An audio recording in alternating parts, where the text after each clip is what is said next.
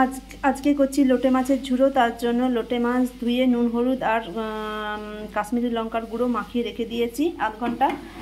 কড়াইয়ে সর্ষের তেল দিয়ে দিয়েছি, এতে হচ্ছে কালো জিরে আর শুকনো লঙ্কা ফোড়ন দিয়ে দিচ্ছি। এরপরে এতে হচ্ছে কুচনো পেঁয়াজ দিয়ে দিচ্ছি।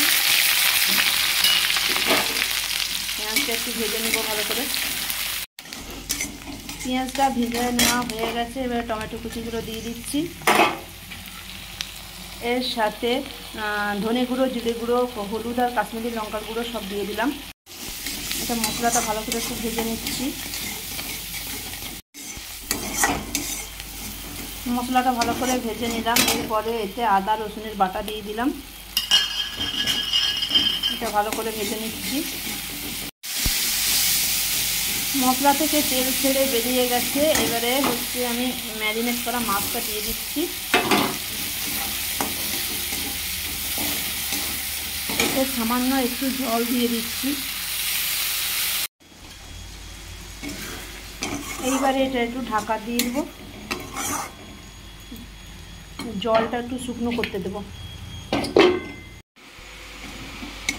লোটে মাছের কাঁটাগুলোকে ছাড়িয়ে দিয়েছি। এরপরে এতে ধনেপাতা আর চেরা কাঁচা লঙ্কা দিয়ে দিচ্ছি।